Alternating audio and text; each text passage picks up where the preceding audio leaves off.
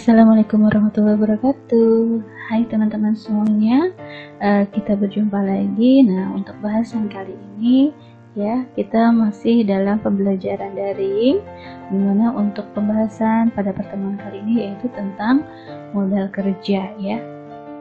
Dalam modal kerja ini diharapkan nanti teman-teman semuanya mampu menjelaskan pengertian dan jenis modal kerja ya.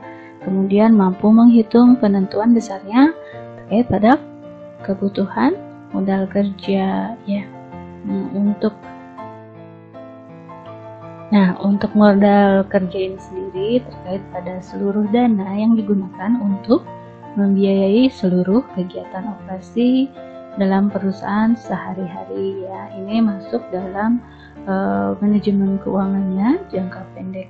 Nah, untuk setiap perusahaan ini biasanya membutuhkan modal kerja untuk berbelanja operasi kebutuhannya itu memberikan persekot pembelian bahan baku ya, misalkan kemudian membayar upah gajinya ya, gaji para pegawai dan lain sebagainya. Kemudian untuk dana yang telah dikeluarkan ini diharapkan dapat kembali masuk dalam perusahaan dalam jangka waktu yang pendek ya.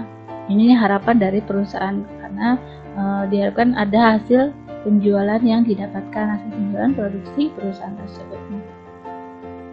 Untuk modal kerja ini adalah terkait pada analisis saling berhubungannya antara aktiva lancar dengan kewajiban lancar ya. Modal kerja sendiri juga bisa disebut untuk manajemen keuangan jangka pendek ya.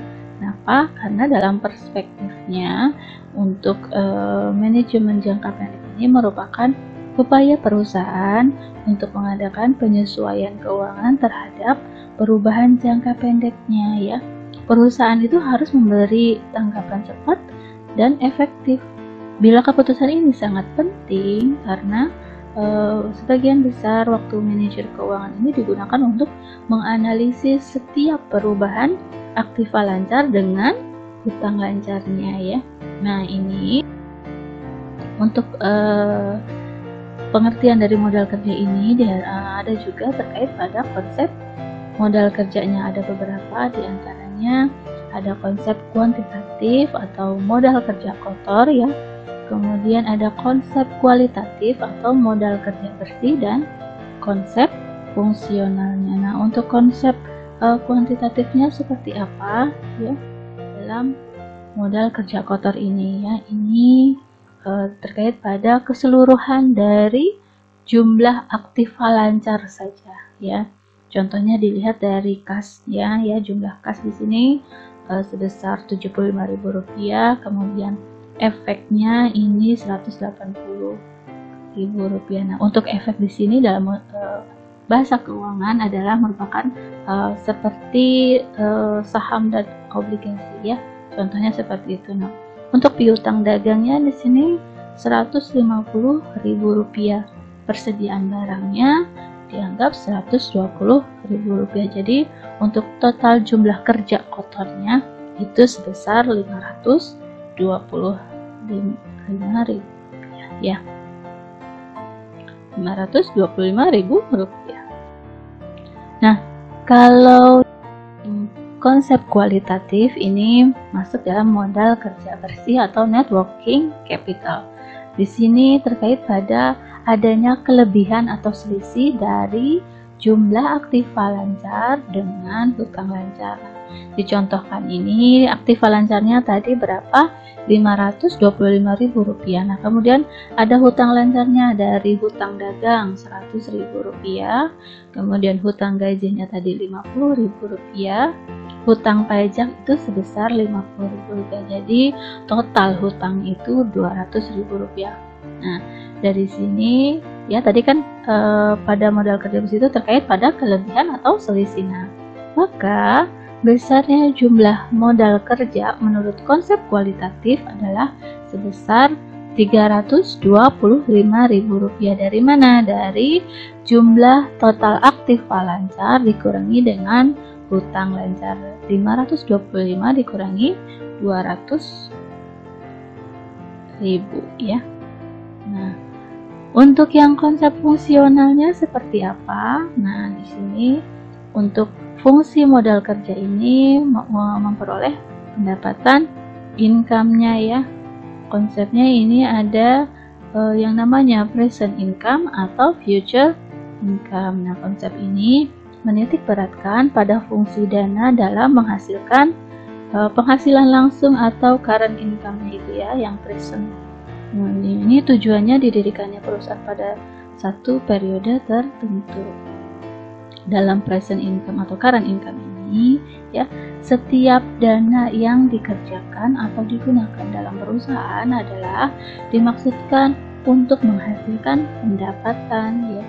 Ada sebagian dana yang digunakan dalam suatu periode accounting, contohnya ya untuk menghasilkan pendapatan bagi periode tersebut, tapi tidak seluruhnya digunakan untuk menghasilkan current income itu sendiri ya. Nah, menurut konsep fungsionalnya, modal kerja atau dana yang digunakan selama periode akuntansi untuk menghasilkan penghasilan utama pada saat sekarang ini sesuai dengan maksud utama didirikannya perusahaan itu ya. Nah, untuk sebagian dari dana itu dimaksudkan juga untuk menghasilkan pendapatan untuk periode-periode berikutnya. Nah, ini yang disebut dengan future income ya. Future income ini definisinya, pengertiannya itu terkait pada non working capital ya. Non working capital artinya ada dana yang tidak menghasilkan current income, atau kalau menghasilkan current income adalah tidak sesuai dengan yang dimaksud utama didirikannya perusahaan. Jadi ada nilai-nilai lain ya, seperti itu. Misalnya suatu perusahaan, misalkan perusahaannya bergerak di bidang tekstil ya, kemudian menanamkan sebagian dananya dalam surat obligasi pemerintah seperti itu. Jadi dana yang ditanamkan dalam obligasi tersebut menghasilkan current income, yaitu dalam bentuknya bunga obligasi atau kupon gitu ya. Untuk jenis modal kerja seperti apa? Nah, di sini ada modal kerja permanen atau permanent working capital dengan modal kerja variabel atau variable working capital. Nah, untuk yang modal kerja permanen atau permanent working capital ini menurut W.B. Taylor ya, dalam modal kerja ini digolongkan dalam dua golongan. Yang pertama modal kerja permanen ya, dengan modal kerja variabel tadi. Nah, untuk yang modal kerja permanen itu apa saja? Ada yang namanya modal kerja primer, atau ini dalam jumlahnya ini minimum yang harus ada ya. Artinya jumlah modal kerja minimum yang harus ada pada perusahaan untuk menjamin kelangsungan usahanya gitu ya. Untuk yang modal kerja normal ini dari luas produksinya ya, kapasitas terpasang atau kapasitas normal. Nah, untuk yang modal kerja primer itu tadi contohnya seperti apa? Kalau misalkan kerja perusahaan ini di bidang kuliner ya, otomatis bahan-bahan baku kulinernya yang harus disediakan. Nah, kalau modal kerja normal ini terkait pada tadi luas produksinya, kemudian kapasitas terpasang seperti apa, atau ada tambahan lain. Kalau yang model sekarang kan untuk usaha-usaha kuliner itu pasti digandrungi dengan harus tersedianya wifi ya, itu kan baik untuk bisa menjadi modal kerja normalnya. Dimana dalam modal kerja normal ini jumlah modal kerja yang diperlukan untuk menyelenggarakan luas produksi yang normal ya. Nah, untuk normal di sini maksudnya seperti apa sih? Nah, dalam artiannya yang dinamis ya. Bila suatu perusahaan misalnya 4 atau 5 bulan rata-rata per bulannya mempunyai produksi 1000 unit misal, maka dapat dikatakan luas produksi normalnya adalah 1000 unit tersebut ya. Apabila kemudian ternyata bahwa selama 4 atau 5 bulan berikutnya ini luas produksi rata-ratanya misalkan per bulan 2000, ya 2000 per unit, maka luas produksi normalnya di sini pun harus berubah ya, dinamis sebesar 2000 unit. Jadi itu yang dikatakan sebagai dinamis sesuai dengan luas produksinya. Nah ini untuk yang modal kerja variabel, contohnya modal kerja musiman atau contohnya di sini kenapa ada gambar Mekah. Nah ini modal kerja musiman ini merupakan modal kerja yang jumlahnya berubah-ubah disebabkan karena fluktuasi musim atau pengaruh dari musiman itu sendiri ya. Contohnya modal kerja yang digunakan untuk bisa menjalankan pabrik gula. Nah ini kan bisa aja terkait pada travel ya. Kemarin-kemarin kan sempat ini ya menjadi fenomena untuk yang usaha travel itu peningkatannya sangat signifikan ya. Kemudian juga yang selanjutnya ini untuk modal kerja siklis atau konjungtur, di mana contohnya terkait pada modal kerja yang berubah-ubah disebabkan karena fluktuasi konjungtur itu sendiri ya.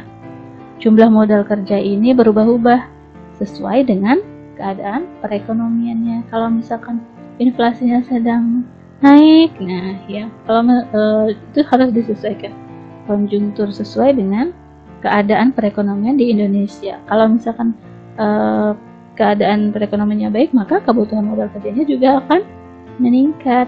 Sebaliknya kalau keadaan ekonominya buruk atau turun, otomatis untuk kebutuhannya juga akan menurun gitu ya. Nah, ini ada modal kerja variabel yang berikutnya terkait pada modal kerja darurat ya. Untuk modal kerja darurat ini merupakan modal kerja yang besarnya berubah-ubah karena adanya keadaan darurat yang tidak diketahui sebelumnya atau yang tidak dapat diduga sebelumnya. Sama halnya dengan penggunaan dana itu ya untuk alokasi dana darurat. Nah ini modal kerja pun sama hampir serupa, yaitu dengan modal kerja darurat ini yang tidak diketahui. Misalnya ada pemogokan buruh ya, adanya banjir, kemudian adanya perubahan peraturan ekonomi yang mendadak antara lain terkait pada devaluasi. Nah, ini juga harus diperhitungkan oleh perusahaan.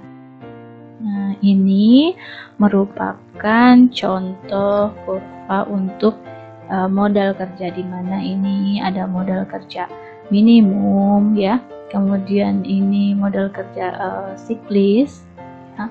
Yang ini modal kerja darurat ya. Dimana kalau untuk modal kerja normal ini berarti flat ya, modal kerja primer juga ini yang sangat mendasar ya. Ini hitungannya dalam rupiah untuk jumlahnya pada sumbu Y ya, untuk sumbu X nya ya. Modal kerja variabel ini modal kerja permanen dibagi seperti itu. Contohnya ini ada sini perusahaan Satria memproduksi produk XX yang setiap harinya sebanyak 20 unit. Nah, dalam 1 bulan perusahaan ini bekerja selama 25 hari kerja. Unsur-unsur biaya yang dibebankan untuk setiap unit produk tersebut adalah, nah contohnya untuk bahan baku ini 100 rupiah, kemudian bahan penolong 25 rupiah dan tenaga kerja 75 ya. Nah, bisa diketahui dari biaya administrasi setiap bulannya ya sebanyak berapa? 12.500 rupiah. Nah, untuk gaji pimpinan setiap bulannya berapa? 25.000 rupiah. Nah, berikutnya dalam membeli bahan baku ya, untuk uang muka rata-rata 5 hari itu sebelum bahan bakunya diterima ya. Kemudian waktunya untuk berproduksi itu waktu diperlukan untuk membuat barang adalah 3 hari ya. Selanjutnya ada pertimbangan kualitas dari barang yang harus disimpan itu biasanya harus disimpan dulu ya selama 2 hari sebelum dipasarkan. Yang F ini terkait pada penjualan produknya dilakukan dengan kredit ya, yang syarat pembayarannya 5 hari sesudah barang diambil. Berikutnya, untuk menghadapi pengeluaran yang tidak terduga, pimpinan ini juga menetapkan adanya persediaan kas minimal, yaitu sebesar Rp25.000.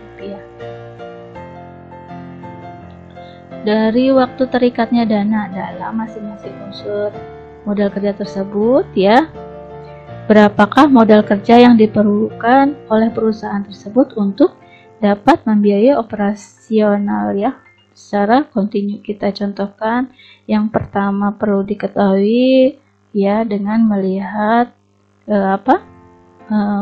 periode perputaran atau waktu terikatnya ya, waktu terikatnya dana dalam masing-masing unsur modal kerja ya. Ini contohnya tadi sudah untuk bahan baku dulu ya, terkait dana terikat dalam persekot bahannya ini selama 5 hari, kemudian untuk proses produksinya 3 hari. Nah, barang jadinya tadi spare-nya adalah 2 hari, kemudian untuk piutang dagangnya pembayaran adalah 5 hari, totalnya itu 15 hari. Nah, untuk bahan penolong ya, ini tenaga kerja langsung, biaya administrasi, dan gaji pimpinan. Ini untuk proses produksinya 3 hari, memerlukan 3 hari, kemudian untuk barang jadinya 2 hari. Nah, piutang dagangnya tadi sama 5 hari, jadi total 10 hari. Nah, ini untuk kebutuhan dana yang akan ditanamkan dalam masing-masing unsur modal kerja tersebut ya. Kita harus rinci dulu. Yang pertama terkait pada bahan bakunya tadi. Bahan baku itu 20 unit kali 100 ya, itu biaya bahan mentah per unit dikali dengan 15, itu adalah periode perputarannya sebesar, berarti totalnya ada sebesar Rp30.000. 20 kali 100 kali 15. Kemudian yang B ini kita lihat untuk bahan penolongnya ya, 20 dikali 25 dikali dengan 10, totalnya 5.000. Nah, untuk yang C tenaga kerja langsung itu 20 dikali 75 dikali 10, yaitu besarnya totalnya 15.000. Nah, untuk yang D terkait pada biaya administrasi dan gaji pemimpin, jumlah biaya selama 1 bulan itu 37.500, kemudian jumlah produksi dalam 1 bulan ya, berarti 25 hari dikali dengan 20 itu 500 unit. Nah, untuk biaya per unitnya berarti 37.500 dibagi dengan 500 sama dengan Rp75 ya. Untuk biasa harinya 20 dikali dengan 75 ya, berarti sebesarnya Rp1.500. Untuk dana yang diperlukan selama biaya periode perputaran itu berarti 1.500 dikali dengan 10, berarti 15.000. Nah, untuk persediaan kas minimal tadi diketahuinya Rp25.000. Jadi jumlah modal kerja yang diperlukan itu berarti dijumlahkan semua dari A, B, C, D, dan E. Hasilnya itu adalah sebesar Rp90.000 ya. Berikutnya ini ada contoh soal tugas untuk kalian kerjakan di rumah. Silakan ya untuk dihitung-hitung, dibelajar secara mandiri. Nanti hasilnya akan ketahuan berapa. Silakan mencoba ya. Terima kasih. Assalamualaikum warahmatullahi wabarakatuh.